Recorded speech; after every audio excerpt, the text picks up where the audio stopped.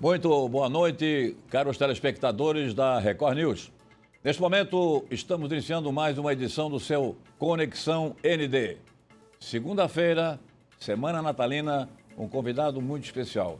A honrosa presença do padre Wilson Groh, natural de Brusque, mais de 40 anos de sacerdócio, ex-vigário-geral da Catedral aqui de Florianópolis, vários cargos durante vários anos como consultor da Arquidiocese de Florianópolis, residente há 41 anos no Monte Serra, aqui na região periférica de Florianópolis, no maciço do Morro da Cruz, fundador e presidente do Instituto Wilson Groh, atualmente membro do Colégio de Consultores da Arquidiocese de Florianópolis e conhecido em todas as camadas sociais aqui de Santa Catarina como educador social. Padre Wilson, para chegar para esse programa, teve que enfrentar uma situação realmente inusitada, uma vez que a cidade estava travada, parada, ele veio a pé aqui no Morro da Cruz. Padre Wilson, obrigado pelo esforço, obrigado pela sua honrosa presença, muito boa noite. Muito boa noite, Moacir, obrigado também pela oportunidade da gente nesse fim de ano comunicar um pouco as coisas boas que aconteceram durante o ano. E pelo que se sabe, pelas informações que circulam, o Instituto tem uma prestação de contas muito robusta, muito positiva para Santa Catarina. Vamos começar então, senhor, dando algumas informações básicas a respeito desses resultados, desses avanços, dessas conquistas. Eu diria assim que nesse ano que passou, mesmo dentro desse tempo pandêmico ou pós-pandêmico, a gente tem criado muito, trabalhado muito e chegado a muitas pontas que eu gostaria de colocar um pouco. Enquanto instituto, nós somos uma organização não governamental com personalidade jurídica e o instituto também integra uma rede que chamamos a Rede IVG, que faz parte da relação com o instituto. Então, esse ano que passou, a gente trabalhou mais ou menos com quase 6.000 crianças, jovens e adolescentes, que são projetos em rede, redes de projetos, dentro dessa perspectiva, com 360 colaboradores pagos mensalmente e os 380 voluntários que atuam conosco. Agora, o resultado do ano, a gente tem um projeto que se chama Pode Crer, que é a realização de um trabalho com 300 jovens, adolescentes e crianças na área da tecnologia, frente ao vácuo da necessidade de qualificar a mão de obra aqui. E dentro disso nós temos uma forte parceria com a Newway, que é esta empresa de tecnologia, a Fiesc, a UFSC, na relação com a questão de computadores e a formação da juventude sobre tecnologia e inovação. Esse é um processo que temos trabalhado muito. E esse ano também, dentro desse projeto, a gente foi uma das organizações, o Instituto, com mais 14 organizações mundiais, e na Itália nós fizemos uma apresentação desse projeto de tecnologia perto da cidade de Lago de Como. O encontro foi ali e a Tainara, que é a coordenadora desse projeto, que fala fluentemente inglês, foi para lá fazer a apresentação e a gente ficou com um destaque. E esse destaque dentro do projeto também para articular as questões internacionais e somos, assim, uma organização que hoje tem possibilidade de trabalhar internacionalmente a partir desse trabalho. Então, esse é um foco, tecnologia e aproximação de pontes com as empresas na vida dessa cidade. Esse reconhecimento é em função da educação digital dessas crianças, é isso? Exatamente, função digital e o potencial que essa criançada tem. Maravilha. Né? Agora nós tivemos o hackathon, que foi em 2 etapas na empresa da Newway, com 50 jovens, né? Os jovens foram agora, sábado, premiados, as melhores equipes dentro desse processo. E é um potencial enorme que a periferia tem com a juventude. Necessário é formação, qualificação, abrir oportunidade. Um outro foco nosso, Moacir, foi combate à fome. E a gente retomou com os bancos comunitários, que é a moeda social. Atualmente estamos trabalhando com 205 famílias, né? Já trabalhamos com mais no período pandêmico, que é um fundo que a gente tem só para investir nessa realidade, que chamamos Banco Comunitário, que é essa moeda social, que ajuda na perspectiva do pão chegar à família. E, ao mesmo tempo, são credenciados pequenos mercadinhos dos territórios e o dinheiro gira no território. Isso acontece, né, só aqui na região do da Maciço? Grande Florianópolis. Da Grande Florianópolis. Trabalhamos com a área do Morro do Mocotó, com a área do Monte Cristo e com a área da Ponte do Imaruí, com esse projeto da moeda social. Beleza. Da moeda social, porque é interessante que a gente começou na pandemia, em 17 de março daquele ano pandêmico, nós tivemos que fechar tudo. E na época a gente levantou, nós tínhamos 1.745 famílias, que se não tivesse essa oportunidade de uma cesta básica, não teria comida na mesa. Por quê? Por causa do desemprego? Né? Função do desemprego, função do fechamento de todos os processos, né? E são famílias que já estão na rede, porque 80% das 6 mil crianças, jovens e adolescentes, o salgado muitas vezes é só no projeto, né? Frente à problemática. E essas 200 famílias que ainda são realidade. atendidas pela chamada moeda social, Isso. ainda tem problema financeiro, é isso? Ainda tem. Então, a gente está focando nessas famílias e ajudando essas famílias. Prossiga. A partir disso, a gente trabalhou com o microcrédito também, que está saindo agora final do ano. Então, a gente passou da cesta básica para a moeda social, da moeda social dentro desse processo para o microcrédito. Microcrédito é apoiar todas as iniciativas empreendedoras que tem dentro das comunidades. Então, são iniciativas que eles fizeram um processo de formação com o SEBRAE junto e, ao mesmo tempo, elaborar os seus projetos e os seus pequenos negócios, que agora nós vamos fazer um investimento até 10 mil reais. Por exemplo, concretamente, uma mãe que precisaria melhorar sua máquina de costura para poder ganhar vida a partir daí. Uma pessoa que precisaria melhorar o seu quiosquezinho para poder vender. Outra pessoa que trabalha com a área da gastronomia. Uma outra pessoa que trabalha com as questões do artesanato. Então, são um grupo de pessoas que nós vamos começar agora com o processo do microcrédito, né? E também esse trabalho é uma parceria com o Ministério Público do Trabalho de Santa Catarina e o SEBRAE.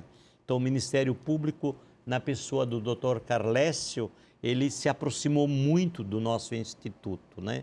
E também no tempo pandêmico a gente apoiou 19 municípios daqui da região da Grande Florianópolis e do interior do estado, que eram os municípios que realmente não tinham pouca perspectiva. E aí tivemos um impacto mais ou menos de 5 mil famílias atendidas, um impacto de 20 mil pessoas nesse processo todo, né?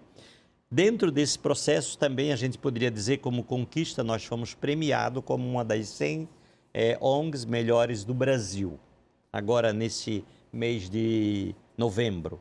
Dentro desse processo da educação, queria citar um pouco o trabalho, a gente também fez um financiamento, ganhamos uma licitação do Tribunal de Justiça aqui de Santa Catarina e temos com o projeto que a gente chama de projeto de Redescoberta, que é um projeto de letramento e alfabetização para as crianças da nossa rede, das nossas organizações em rede, para poder dar condição de ter maior desempenho nos espaços escolares.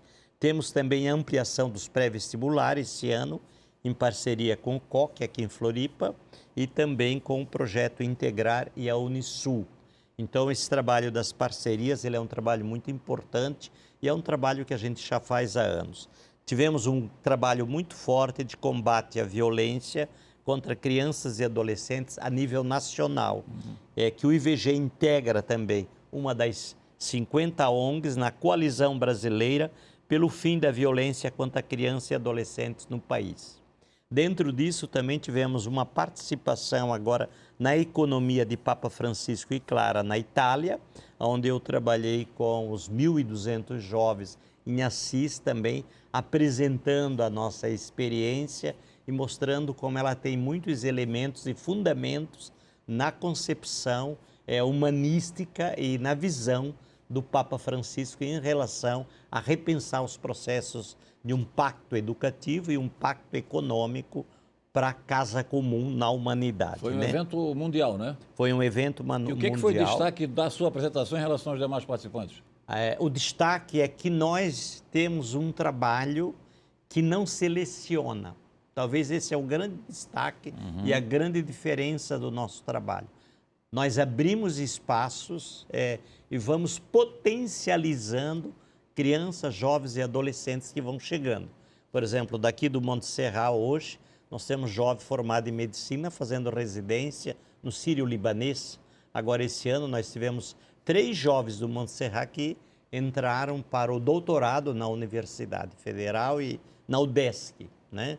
Então, a gente tem centenas de jovens hoje que já agregaram uma perspectiva, né? E, ao mesmo tempo, essa juventude se torna ícone dentro dos territórios, se torna presença que faz a diferença. Isso aí o senhor sempre foi muito empolgado com esse projeto. Sempre fui muito empolgado. Ele vem crescendo em relação ao número Ele vem crescendo, sim, porque o projeto na área da educação e na área da formação técnica é um grande investimento nosso. Nós acreditamos, por isso que nós queremos construir o ano que vem o primeiro centro tecnológico aqui na frente da escola. A escola do Monte Serra, Lúcia do Livramento Maivorne Marista, era uma escola que há 12 anos atrás o governo queria fechar e implodir as paredes. Nós assumimos uma relação de parceria com os irmãos Marista e hoje estamos com 600 alunos. E agora, nesse final de ano, 20 alunos cursaram o pré-vestibular. Então, o investimento na educação, ele é um investimento que tem uma perspectiva muito grande.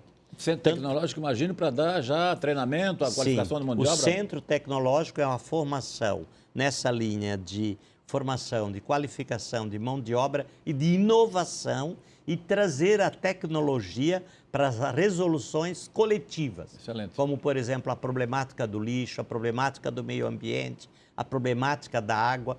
Como é que tu aproxima a tecnologia, além de formar jovens para serem inseridos ao mercado de trabalho, tu também forma jovens com uma concepção do exercício da cidadania e para o olhar do coletivo, que vai cair lá na frente, que é como é que a gente ajuda a pensar políticas públicas. Prossiga com os outros projetos aí, por favor. Então, dentro desse processo, né, desse trabalho todo, o projeto da Redescoberta, ele está trabalhando atualmente com 280 crianças. O pré-vestibular, na relação com o COC Vespertino da Tarde, que é uma parceria consolidada também, ele tem dado um grande avanço. Então, dentro desses processos, né, e no que se refere também à continuidade do Banco Comunitário para as famílias da rede VG, ano que vem nós queremos, então, expandir esses processos. E esses trabalhos, eles têm uma possibilidade de sustentabilidade, porque nós trabalhamos a relação público-privado. Nós trabalhamos na relação com gestores públicos, né, do Estado e do município, e na coparticipação da luta pela formação de políticas públicas e intervenção dentro da questão da gestão pública, e trabalhamos com a iniciativa privada. Então, também temos muitos empresários dessa cidade que investem, porque começam a perceber de que é necessário fazer a responsabilidade social. As respostas nessas parcerias que são decisivas, porque o senhor coloca aqui, ter sido mais frequentes, mais positivas, mais produtivas, da iniciativa privada ou do poder público, ou ambos? Ambos, mas eu diria que a gente tem uma força maior com a iniciativa privada. Por quê? Eu acho que a iniciativa privada, porque que se tu abre espaço para um empreendedor que vai a uma periferia da cidade, encontra um projeto que tem clareza, que tem objetivo, que tem missão, que tem desenvolvimento, que tem lisura nas prestações de conta, né? E é um projeto que tu vê, quando tu entra no espaço e tu vê a beleza daquela criançada, a beleza daquela juventude e o potencial que tem, eu digo, a gente ganha o empresariado sempre pelo coração. E quando a gente ganha as pessoas pelo coração, automaticamente o bolso das pessoas se abre.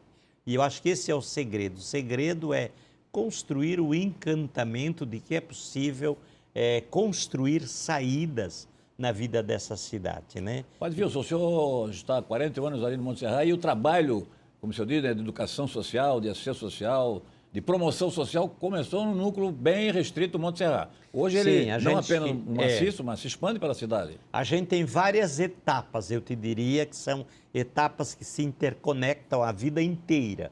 Por exemplo, os meus primeiros anos de vida sacerdotal, dos anos 80 a 95, eu trabalhei muito com as questões do solo urbano, com as problemáticas de despejo, com as problemáticas de áreas irregulares, né? E ainda continuo me relacionando ao ponto que hoje a gente construiu, a nível de Estado de Santa Catarina, através do Blasi, como presidente do Tribunal de Justiça, Sim. uma comissão de 20 pessoas agora, que o Blasi, nessa semana passada, fez o decreto e o estatuto e lançou, que somos uma comissão para ajudar a trabalhar junto ao tribunal as problemáticas do solo urbano, as problemáticas de conflito de moradia, né? E essas problemáticas elas vão trabalharem articuladas junto aos juízes também das determinadas dimensões. Porque, veja, nós somos um estado com 7 milhões e 600 mil habitantes, mas nós temos um déficit habitacional de 200 mil moradias. E isso significa pessoas que não têm um teto para morar, para abrigar. Né? O pior é que não tem uma política de construção de habitação popular. Né? Exato. Esse e aí, então, e dentro desse trabalho todo que a gente começou aqui, nós focamos a educação como ferramenta, que é o nosso foco. Como assim? Porque nós começamos a olhar as crianças, os adolescentes e a juventude. E aí nasceram todas as nossas organizações nesses 40 e tantos anos, onde hoje a gente tem 6 mil ligados todo dia nos nossos centros educativos e nas duas escolas parceiras nossas dos maristas, que é a Escola do Monte Serra e a Escola do Jardim Zanelato. Então, o nosso investimento é que um menino de 4 anos, de 5, que entra conosco, ele possa olhar e dizer, um dia eu chegarei à universidade. Então, tu abre um caminho, tu potencializa um caminho. E todo o nosso investimento hoje é nessa área da educação. Porque a educação, quando ela é trabalhada com qualidade, quando ela é trabalhada com projeto pedagógico, quando ela faz o exercício da cidadania, ela reverbera onde ela está. Ela muda o território. Se eu olho, por exemplo, 12 anos que nós estamos aqui com a escola, 10 anos agora que fez a escola do Lúcia, que é aqui de baixo, né? O que essa escola produziu em termos de mudar o território, relação com a família, o valor do estudo. Então, o valor do estudo, ele é fundamental. Eu te pego só um exemplo nessa pergunta, quando tu pergunta, mas a educação é transformadora? Realmente, a educação é muito transformadora. Hoje, quando eu olho uma família aqui do Monte Serra, que é a família do Vicente e da Maiara, os dois fizeram faculdade. A Maiara está terminando agora faculdade de medicina veterinária. O Vicente terminou a faculdade e trabalha na nossa escola de educação física. E nasceu o Davi, que tem 1 ano, que é o filhinho deles. O padrinho do Davi é o médico, que é o Diego, irmão do Vicente, que faz residência no Sírio-Libanês. E a madrinha é uma terapeuta, a menina aqui do lado, né, a Andressa. Então, aí esse menino está nascendo numa família que os padrinhos e os pais têm uma cultura, têm uma formação. E isso faz a transformação. Agora, essa transformação no processo educativo é uma transformação a longo prazo. Por isso, a nossa discussão também na área da tecnologia é que a gente não pode ficar saindo por aí fazendo cursinhos valitas nessa área da tecnologia. De acordo. Tem que fazer um trabalho de investimento a longo prazo para essa juventude lá na frente poder ter perspectiva. Né? Este é o padre Wilson Groh, criador e presidente do Instituto Wilson Groh, de grandes atividades educacionais, assistenciais, socioeducativas aqui em Santa Catarina, a partir da Grande Florianópolis.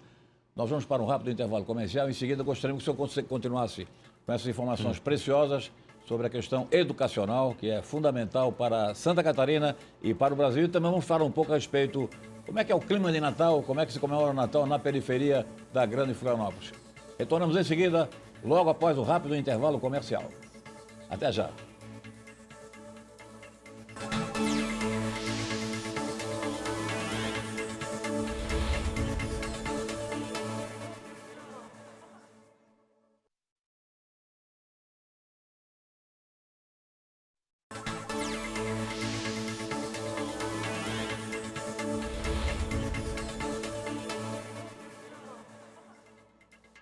estamos apresentando o seu Conexão ND.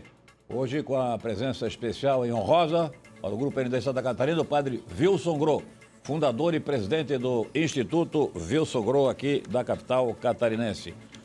Padre Wilson, o senhor falou da iniciativa privada positiva, né, como grande contribuinte desse projeto aí.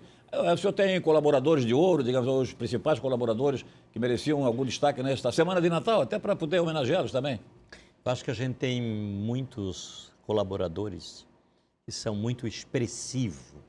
Eu até nem queria citar nome para citar um e não citar outro. Sim, sim. Mas eu gostaria de fazer um agradecimento, aproveitando esse canal, para agradecer esses colaboradores que acreditam nos nossos projetos e acreditam que é possível transformar a realidade da periferia e olham para essa realidade como um grande capital social.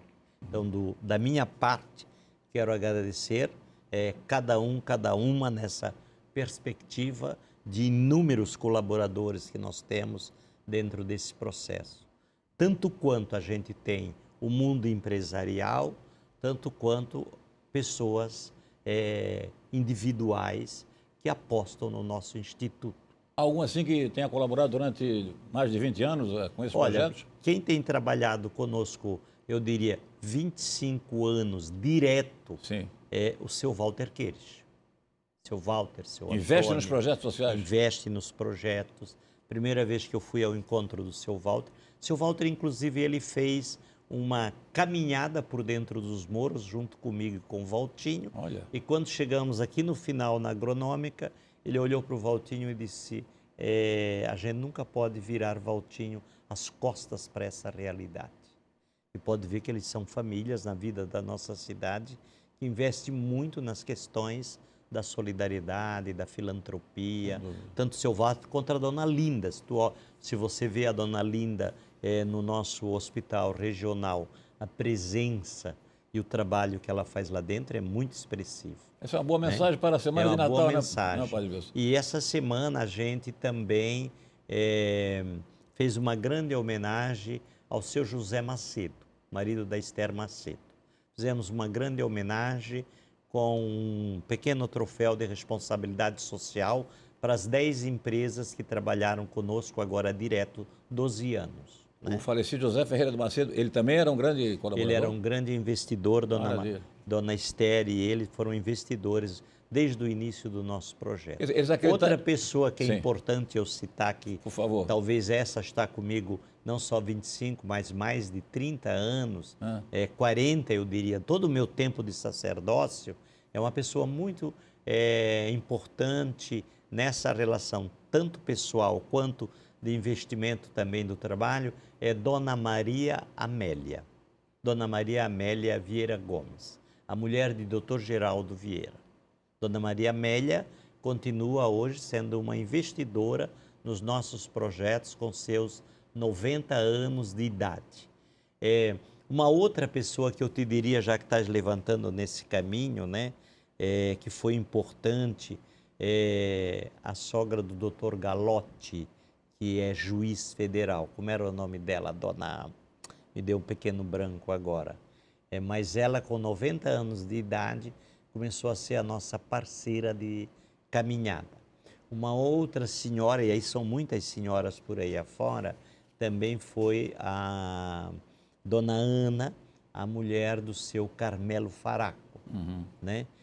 O próprio José já nos ajudou bastante.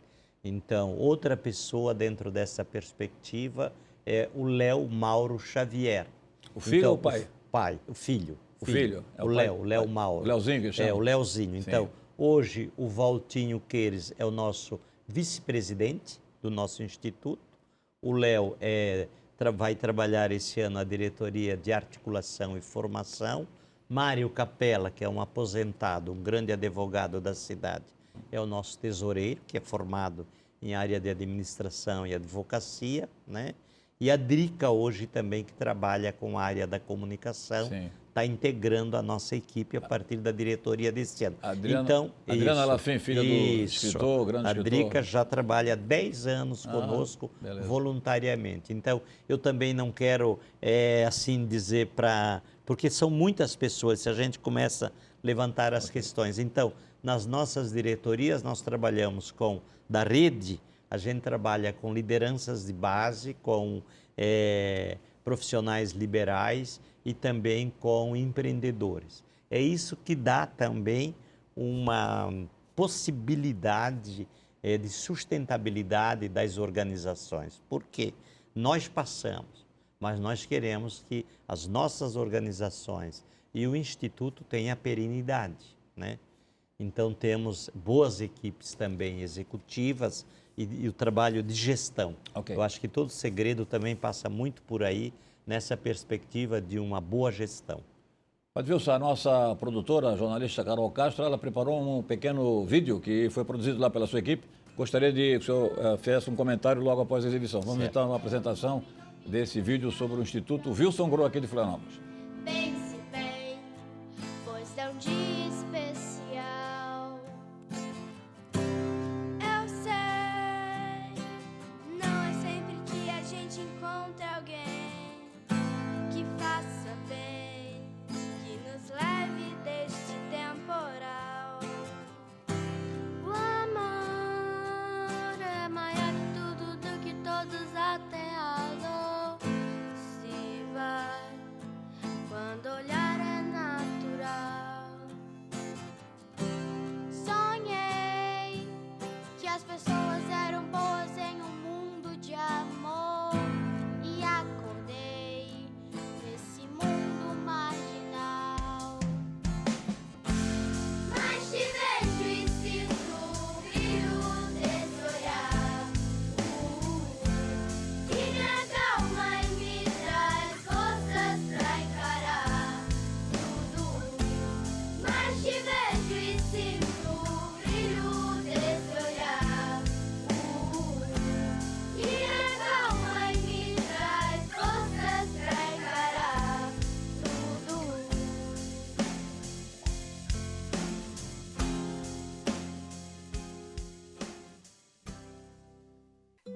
Nesse fim de ano, a nossa retrospectiva está diferente. Não estamos voltando os nossos olhos para os últimos 12 meses como de costume, mas vamos bem mais além. Até 2011, quando criamos uma estrutura de governança para as muitas iniciativas sociais da Grande Florianópolis, que tinham o nosso dedo como denominador comum.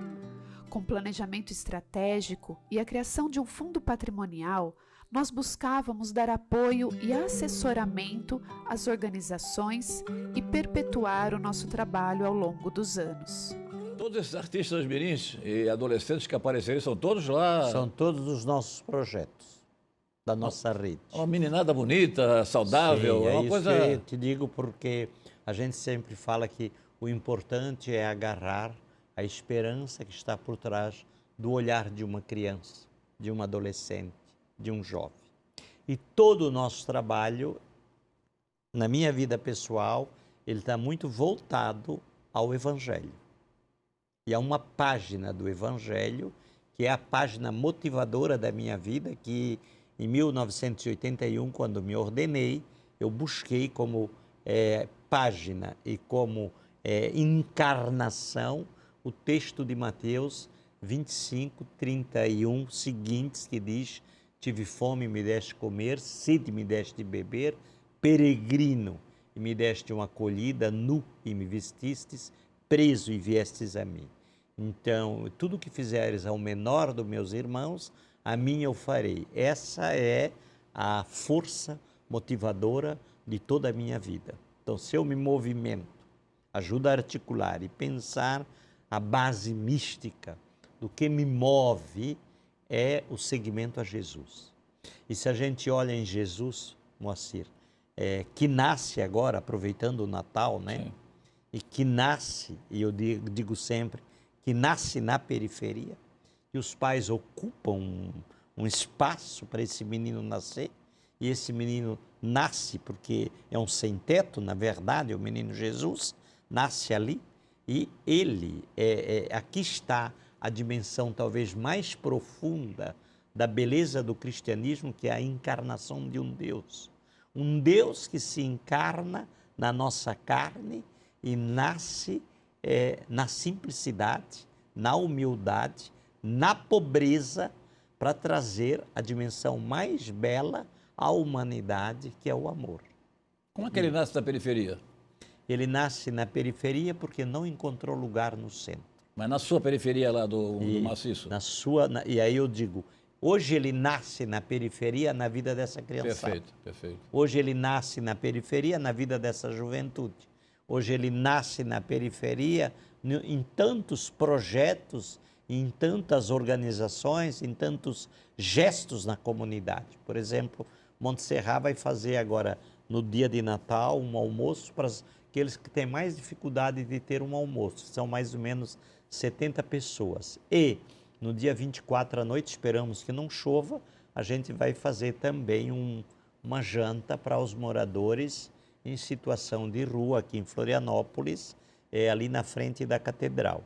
Então, e ao mesmo tempo também com música e com uma coisa bonita do ponto de vista do acolhimento, porque a beleza da vida e o sentido para mim da vida é uma capacidade de tu reconhecer o outro como teu irmão, reconhecer o outro como tua pele e romper talvez com a coisa mais forte que o mundo tem hoje, que é a indiferença gerada pelas relações mercadológicas, onde as pessoas passam a ser coisas. E que agravou depois da pandemia, hein? E que agravou depois da pandemia. E vejo, Moacir, que recuperar a essência do Natal é recuperar a essência da dimensão humana, porque todo gesto, quanto mais humano ele é, mais divino ele é. E não é o contrário, porque assim é a encarnação de Deus. Ele se faz humano para que os humanos chegassem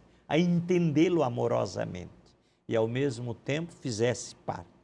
Em Jesus, a gente vê duas belas e grandes atitudes. Um homem preocupado com a fome, o tempo todo, lidando com essa questão. Se a gente olha desde o início da multiplicação dos pães à última ceia, né? A preocupação era a dimensão e o texto bíblico é bonito porque ele diz que quando Jesus encontrava alguém em necessidade que não tinha o que comer, o corpo de Jesus tremia. O texto bíblico diz suas entranhas tremiam. E a outra preocupação de Jesus, a saúde. Então, o evangelho é belíssimo quando a gente olha ele na perspectiva da narrativa do encontro. Por isso o Papa Francisco está trazendo muito forte de volta a cultura do encontro.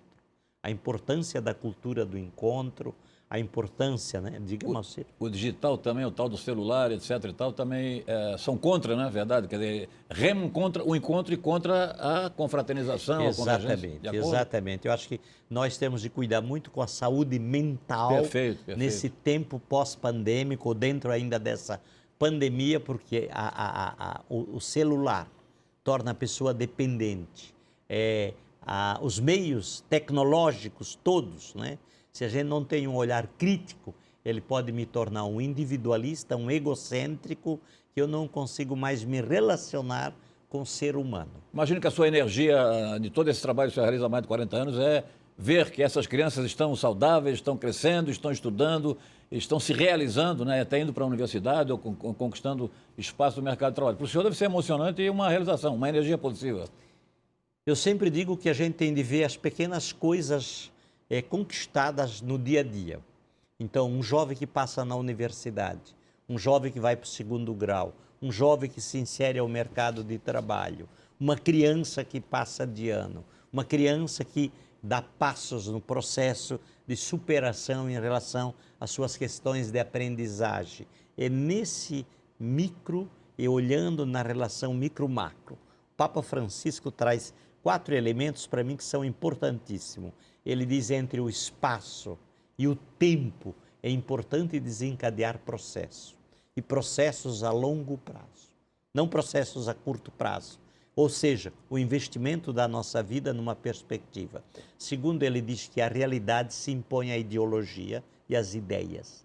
Porque a realidade hoje do grito da Mãe Terra e do grito dos empobrecidos no mundo se impõe às ideologias, se impõe às ideias, né? e ele diz entre a questão da comunhão e do conflito, é necessário construir um diálogo interativo e não perder o diálogo. E o terceiro, ele diz, entre o local e o global, é necessário sujar as mãos com o local, mas ter sempre uma compreensão global na casa comum. Nós ficaríamos aqui mais meia hora conversando com o senhor, mas o tempo está esgotado. Eu tenho 1 minuto para a sua manifestação, sua mensagem final nesta semana natalina. Eu quero desejar a todos que alcançam esse programa um Natal santo, um Natal de reinvenção, um Natal de criatividade e um Natal que a gente pudesse voltar para os nossos, para a nossa casa, para a nossa família, nesse dia de Natal e pudéssemos olhar a nossa família, agradecer esse grande dom, que é o dom, né, da vida familiar, mas que talvez a gente não botasse cancela na nossa porta e botasse mais um prato na mesa, porque ele pode passar e a gente não pode deixar ele passar sem perceber. Olhar de que ele sempre passa por nós. E ele está aí, ele é concreto, a gente toca. Então, reconhecê-lo e trazê-lo para uma roda do coletivo como processo de participação. E ampliar, eu diria, um pouco maior o exercício da cidadania e diria ainda mais, Moacir, que o próximo ano a gente rompesse com essa bipolaridade que vivemos no Brasil. Porque nós somos o único povo, da gente abraçar-se junto, resgatar as gestões públicas e políticas públicas para o bem desse país e para a superação e para não perder o sonho da criança, do adolescente e do jovem na vida desse país e sermos caminhantes. Então, eu acho que a gente tem que fazer uma trégua e a trégua é desarmar-se. Desarmar-se para construir um país solidário, um país justo, um país possível, viável, não? E isso é a democracia para mim, retomar a verdadeira democracia. Padre Wilson Grohl, mais uma vez, nossa gratidão, em meu nome pessoal e do Grupo ND, pela sua presença honrosa aqui no nosso programa nesta semana de Natal. Eu registro mais uma vez, o Padre Wilson estava com o carro travado no trânsito de Florianópolis, que agora essa semana é terrível, e ele veio a pé, subir daqui pelo Monte Serra, para poder atender o nosso convite e participar dessa forma brilhante. Mas eu diria, Moacir, a importância da gente valorizar os meios de comunicação e a importância de poder fazer esse ato também de compromisso. Sobretudo com coisas positivas, né? Exato. Educativas. Exato. E amorosas. E amorosas. Padre Wilson, então, muito obrigado, muito boa noite para o senhor. Um agradecimento especial ao telespectador, lembrando que esta entrevista está disponível na íntegra no portal ND+, que é líder absoluto de audiência no mundo digital de Santa Catarina, do mundo, e também nas redes sociais da internet. É você que nos acompanhou, o nosso abraço, o nosso carinho, um Feliz Natal, Feliz e Santo Natal, Ano Novo com muita paz, muita saúde e muita solidariedade. Abraço a todos, bom Natal, feliz 2023. Obrigado a todos.